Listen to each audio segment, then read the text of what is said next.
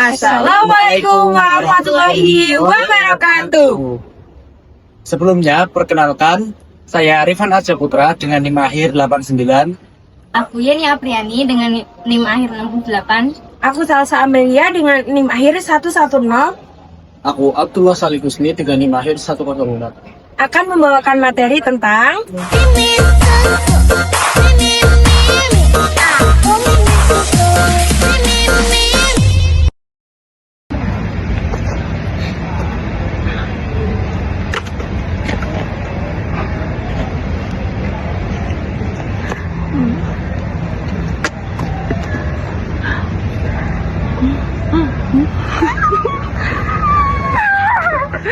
ketatanegaraan pada masa pemerintahan militer bala tentara Jepang di Indonesia memiliki karakter yang sangat berbeda dibandingkan masa kolonial Belanda sebelumnya. Menurut Eswanto dalam Jurnal Sejarah dan Budaya Universitas Negeri Malang tahun 2023, Jepang menerapkan sistem pemerintahan yang sepenuhnya bersifat militer atau military government. Semua kekuasaan administrasi dan politik yang sebelumnya berada di tangan Gubernur Jenderal Belanda langsung diambil alih oleh Panglima Tentara Jepang melalui hukum yang disebut Osamu Seirei nomor 1 tahun 1942 yang menegaskan bahwa seluruh kekuasaan eksekutif, legislatif, dan yudikatif berada di bawah komando militer pendudukan.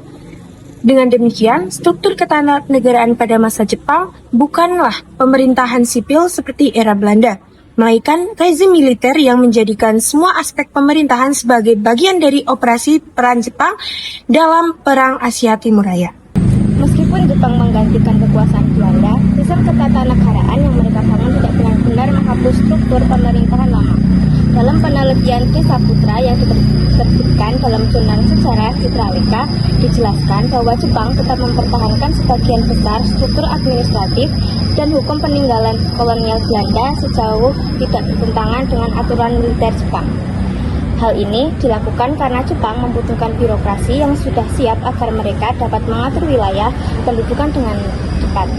Namun, meski struktur administrasi Belanda dipertahankan, kewenangan tertinggi tetap berada di tangan Panglima Tentara sehingga pejabat sipil baik pribumi maupun bekas aparat Hindia Belanda sepenuhnya tunduk kepada peraturan militer Jepang. Sistem ketatanegaraan Jepang menekankan sifat militeristik yang kuat. Menurut kajian Badan Litbang Hukum dan HAM tahun 2019, Jepang membentuk berbagai lembaga peradilan militer seperti Kunritsu Kaigi yang memiliki kewenangan untuk mengadili berbagai pelanggaran, termasuk tindakan yang dianggap mengganggu keamanan penduduk. Peradilan sipil tetap dipertahankan, tetapi ditempatkan dalam posisi yang subordinatif terhadap peradilan militer.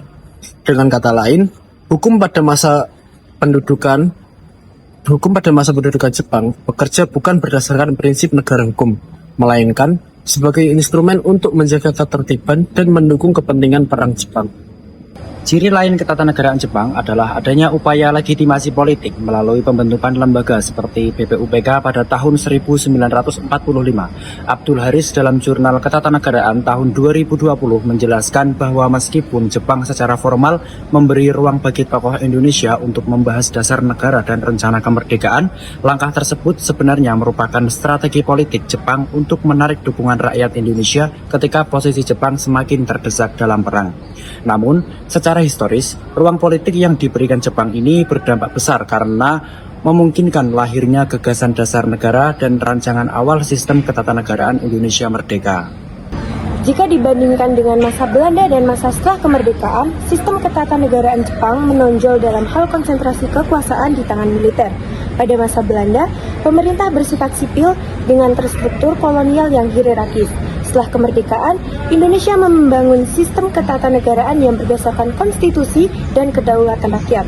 Sebaliknya, pada masa Jepang, seluruh kewenangan dijalankan sebagai bagian dari pemerintahan militer yang otoriter, dengan tujuan utama mempertahankan kepentingan perang. Dengan demikian, perbedaan paling mendasar ketatanegaraan pada masa Belanda Jepang terletak pada sifatnya yang militeristik, sentralistik, dan menjadikan hukum serta pemerintah sebagai alat pendukung operasi militer. Meskipun demikian, Jepang secara tidak langsung membuka ruang politik bagi bangsa Indonesia, yang kemudian menjadi fondasi penting dalam proses menuju kemerdekaan.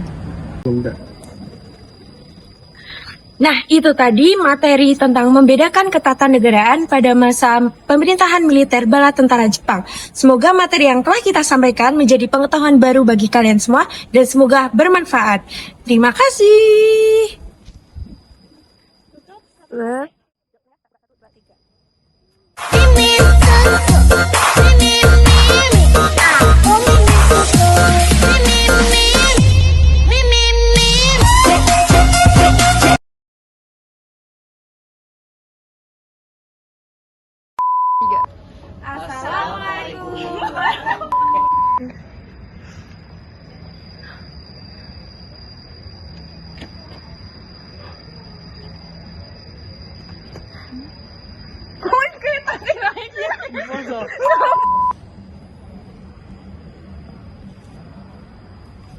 Dengan demikian, perbedaan paling mendasar ketatanegaraan pada masa belantara Jepang terletak pada sifatnya yang sangat militeristik.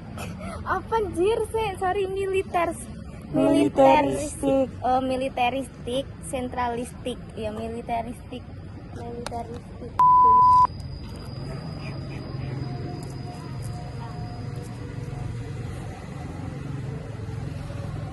Ketatanegaraan pada masa pemerintahan militer bala tentara Jepang di Indonesia memiliki karakter yang sangat berbeda dibandingkan masa kolonial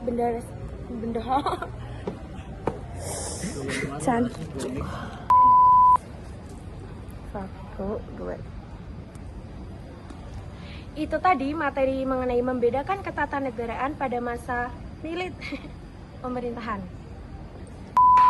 Segala syarat-syarat ini.